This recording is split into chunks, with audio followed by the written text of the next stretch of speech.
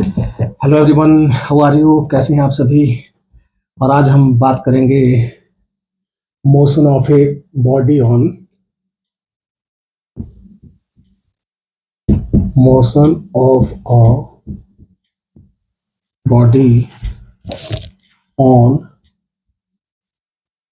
अ plane circular road.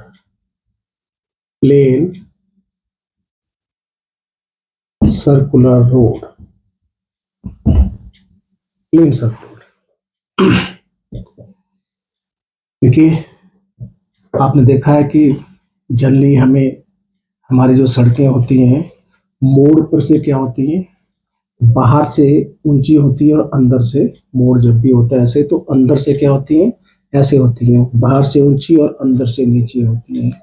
किसके लिए होता है ऐसा? To provide necessary centripetal force. क्या प्रोवाइड करने के लिए? नेसेसरी नेसेसरी सेंट्रीपिटल पिटल फोर्स प्रोवाइड करने का, अगर हम एक शब्द में कहें तो नेसेसरी सेंट्रीपिटल फोर्स प्रोवाइड करने के लिए। रोड जिसको बोलते हैं banking of the road, banking of road, roads बोलते हैं इसको, that is called banking of roads के नाम से जानते हैं इसको। लेकिन हमें बैंकिंग की जरूरत क्यों पड़ती है? अगर बैंकिंग नहीं है तो क्या होने वाला है? तो क्या होगा कि अगर रोड को बैंक ना किया जाए, अगर बाहर से ऐसे ना किया जाए, तो क्या होगा? द व्हीकल में skid of the road and may cause serious accident. अगर मोड़ पे, जैसे मोड़ पे कोई गाड़ी आ रही है, जैसे आपने ऐसे जा रहे हैं और इधर से गाड़ी आ रही है, तो क्या हो सकता है? वो इधर से आ रही है, आप इधर से जा रहे हैं अंदर से, मोड़ ऐसे है। लेकिन जब आप ये करेंगे, अगर आपकी स्पीड स्पीड स्पीड हाई होगी। अब यही देखना हमें कि प्लेन सर्कुलर रोड और बैंक सर्कुलर रोड दोनों में फर्क क्या है। अगर प्लेन सर्कुलर रोड होगा तो आपकी कितनी maximum speed, what should be the maximum speed associated with the vehicle in order to turn the curve या negotiate the curve safely without skidding। हमें वही बात देखनी है यहाँ पे। तो स्पीड अगर आपने कंट्रोल नहीं रखी तो क्या करेगी? जब आप मोड़ हाई स्पीड पे काटेंगे, प्लेन रोड है, तो क्या करेगा? गाड़ी आपकी स्किड कर सकती है। मोड़ काटती बात, जैसे हाई स्पीड पे काटेंगे तो स्किड करके दूसरी गाड़ी के साथ टकरा सकती है। तो लेट अस चेक सिचुएशन क्या बनती है। पहला केस हम कर रहे हैं, motion of a vehicle on plane circular road होगा तो लाइक दैट, देखो प्लेन सर्कुलर रोड है लाइक दैट, और ये इसका सेंटर जैसा है, सेंटर में चल रही है गाड़ी मान लेते हैं, और इसका जो रेडियस है, ये इसका सेंटर है सर्कुलर पाथ का, तो दिस में भी इसको हम आर लिख सकते हैं, दिस इज आर। और यहाँ कोई व्हीकल आपके पास चला हुआ मान लेते हैं, सी कार, इस प्लेन सर्कुलर रोड के ऊपर चल रही है, तो इसके ऊपर कितनी होगी? बिकॉज दो फोर्सेस एक्ट कर रही है, एक इसका weight weight W is equal to mg and दूसरा होगा रिएक्शन। अब प्लेन सर्कुलर रोड के ऊपर बैंकिंग नहीं है तो अब क्या होगा जी? जो रोड टायर और ग्राउंड के बीच में, टायर एंड ग्राउंड के बीच में क्या होगी?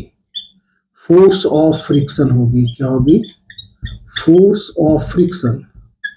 क्योंकि अब देखो, ये रोड एक सर्कल का हिस्सा है पूरा। अगर हम सर्कल देखें ऐसे, सर्कल का हिस्सा, एक सर्कल का हिस्सा में आधा सर्कल ले लिया, बिकॉज ये जो मोड़ होते हैं वो सर्कल का हिस्सा होते हैं। अब सर्कल में किसी चीज को घुमाने के लिए या मूव करने के लिए, गोल गोल घुमाने के लिए क्या चाहिए होती है? सेंट्रीपिटल फोर्स चाहिए होती है हमें। We need centripetal force. What for? किसी भी चीज को गोल गोल, तो क्या है, गाड़ी हम जब टर्न काटते हैं तो गाड़ी को हम क्या कर रहे हैं? गोल घुमाने की कोशिश कर रहे हैं। और हमें क्या चाहिए? सेंट्रीपिटल फोर्स चाहिए। क्या चाहिए जी? जिसको हम सेंट्रीपिटल फोर्स के नाम से जानते हैं। और सेंट्रीपिटल फोर्स का फॉर्मूला होता है F is equal to mv² upon r। इसको प्रोवाइड कर लेंगे। देखो, जितनी फोर्स हमें, सेंट्रीपिटल फोर्स उतनी ही ज्यादा चाहिए जितना r कम होगा। r ज्यादा होगा तो ये कम चाहिए। आर कम होगा तो ये ज्यादा चाहिए, जितनी वेलोसिटी चाहिए ज्यादा होगी उतनी सेंट्रीपिटल फोर्स ज्यादा चाहिए। तो that's why when you are turning a curve on a plane circular road without banking, banking का मतलब बाहर से ऊंचे और अंदर से नीचे, तो हमें क्या करना पड़ेगा, हमें क्या करना पड़ेगा जी, तो बैंकिंग नहीं है तो it is the force of friction between the tyre and the ground that provides necessary centripetal force. कहा मैंने, क्या कहा, it is the force of friction between tyres and the ground that provides necessary centripetal, जिसका mathematical formula ये है। Okay जी, तो motion of a vehicle, तो मैंने क्या किया, to negotiate a curve on a plane circular road, what is the maximum velocity associated with the vehicle in order to turn the curve safely without skidding? This is the article। तो हमें क्या करना पड़ेगा, it is, तो आपके पास है कि let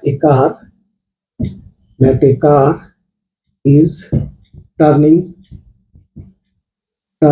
a curve, ठीक है, on a plane circular road of radius small r, small r is the radius of the circular path। then condition क्या बनी, देखो आपके पास है तो weight of the vehicle vertically downward, गाड़ी के नीचे की तरफ को, और क्या मिलेगा, रिएक्शन, क्योंकि वेट, क्योंकि कार क्या कर रही है, कार किसी चीज के ऊपर है, किसके ऊपर है, देखो जाए तो आपके पास है कार का मास m है, उसका वेट होगा that is equals to mg, और ग्राउंड से जो रिएक्शन लेगी that is equals to r। तो कहने का मतलब है ऐसे कार है तो वेट नीचे की तरफ को लगेगा और जो रिएक्शन मिलेगा ऊपर को तरफ, because car is exerting a force on the ground because of its weight and getting a reaction from the ground that is equals to r, and both cancel out each other, or it is the force of friction, मैंने क्या बताया, it is the force of friction between the tire and the ground that provides necessary center, कहाँ act करेगी, that is acting toward the center of the circular path, क्या करेगी जी, it is the force of friction, क्या कहेंगे, it is the force of friction between tires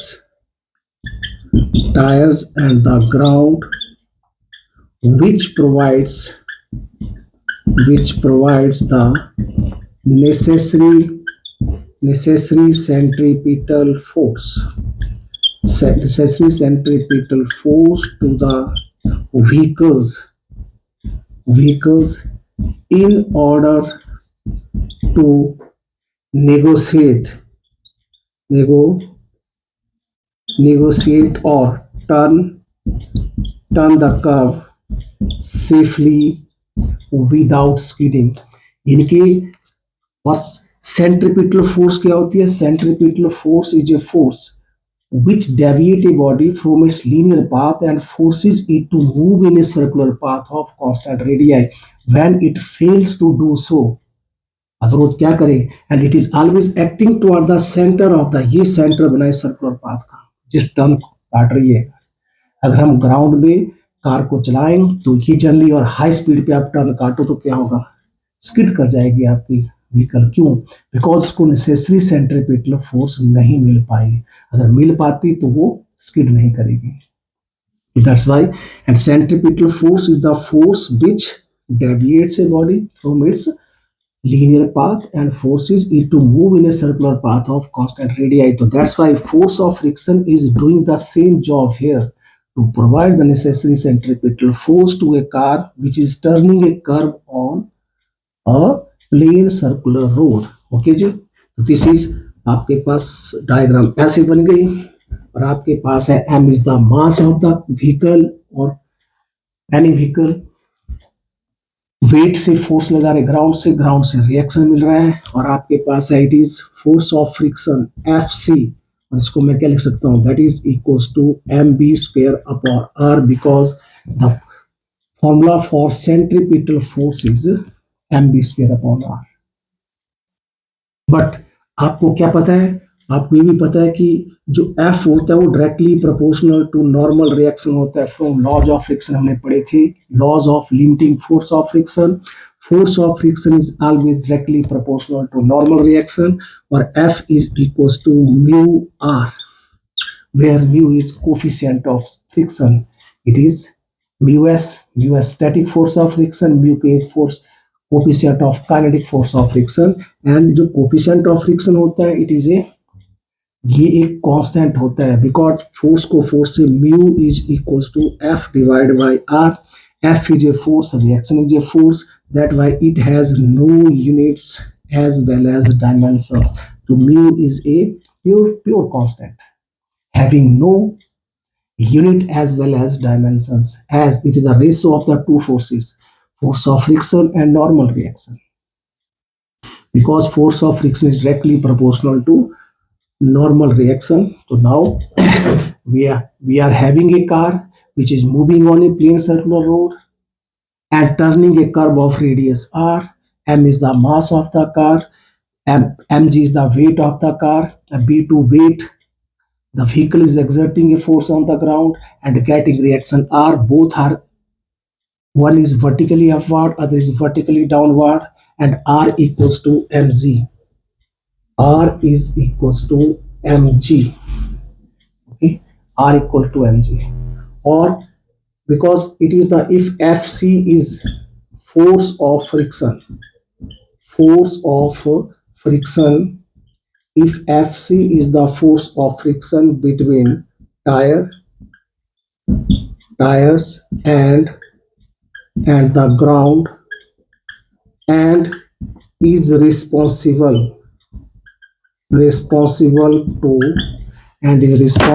to provide necessary centripetal force to the car. Therefore Fc is equals to mv square upon r, where v is the velocity of the vehicle and r is the radius of the circular path, F is the centripetal force, and therefore this Fc will be equals to, because it is force of friction, so it is directly proportional to normal reaction. Okay, and r is equal to this much, and this is equation number 2, putting the value which implies Fc can be equals to mu r. Okay, or r equal to mg, that is equals to mu mg. It means Fc is equals to mu mg, nothing else. आपने ये ध्यान रखना है कि हमें road को bank नहीं किया है, प्लेन सर्कुलर रोड है, and it is the force of friction between tires and the ground of the vehicle that is responsible to provide necessary centripetal force to turn the curve safely without skidding. That also, there is a maximum speed associated with the vehicle. If you exceed the speed beyond a certain limit, उस speed की बात करने लगेंगे हम. If you if velocity of the vehicle is increased beyond a certain limit, then what will happen? The force of friction will become insufficient to provide necessary centripetal force, and it leads to the skidding of it will skid out of the road and may cause a serious accident on a actual road. जब road के ऊपर चलेंगे तो ऐसा हो सकता है, तो दैट्स वाई अब हम क्या कर रहे हैं, F is equals to a लिखा हमने, इसका मतलब है मैक्सिमम निकालनी है हमने, F C is equals to M B square upon, और हमने लिख लिया F C is equals to M B square R था, और उसके लिख लिया आपने mu M G. Fc is replaced by mu mg. क्यों? Fc equal to mu mg because Fc is directly proportional to R, and Fc is equals to mu R, where mu is coefficient of friction. It is the something of the material. जो force of friction है वो material पे depend करती है, surface कैसा है, इसलिए अलग अलग सरफेस का कोफिशिएंट ऑफ फ्रिक्शन अलग अलग होता है. इसलिए mu is coefficient of friction, जो कि something of the different surfaces, जिसकी वजह से किसी सरफेस पे आसानी से गाड़ी मुड़ जाती है, किसी पे नहीं मुड़ेगी, तो इसका अलग अलग कोफिशिएंट फ्रिक्शन होता है. Mu M G is equals to M B square upon R. और एम के ऊपर डिपेंड ही नहीं करता। इसका मतलब है कि जो वेलोसिटी है that is independent of the mass. ये तो सभी व्हीकल के लिए, इसका मतलब ट्रक हो चाहे बस हो चाहे कार हो चाहे छोटे व्हीकल, कोई भी व्हीकल हो, सभी के लिए ऐसे ही है। ओके, हाँ, और that is equals to V, V square is equals to mu G R, mu G R. और v, इसका मतलब है we can write this is maximum velocity and that is equals to mu R G, mu G R या mu R G. तो this is the maximum velocity associated with a vehicle on a plane if the, इसका मतलब है this is the maximum velocity with which a vehicle can turn the curve safely on a plain circular road. What will happen if the velocity exceeds this limit? If the velocity, if the velocity of the vehicle, if the velocity of the vehicle exceeds velocity, maximum velocity that is equals to mu rg under the root, then the vehicle may क्या करेगा, may skid off the road and that can cause दूसरी तरफ से आने वाले vehicle को क्या कर सकता है, वो टक्कर मार सकता है जी। दैट्स वाई, इसका मतलब है उस, अब क्या हुआ, क्यों स्किड कर गया, because the force of friction beyond this velocity, कौन सी, this velocity mu rg will become insufficient to provide necessary centripetal force required।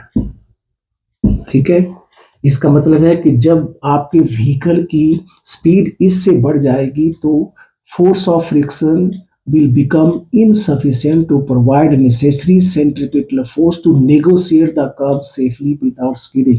Nothing as technically, देखो इसको क्या था, बहुत आसान सा आर्टिकल था।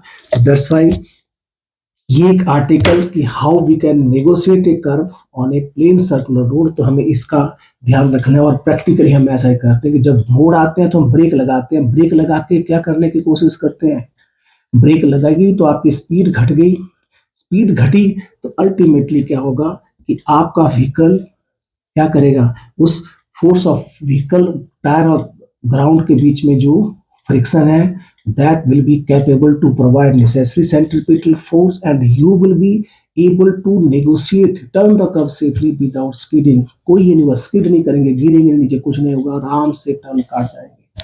तो थैंक यू वेरी मच, ये आर्टिकल था कि हाउ वी कैन।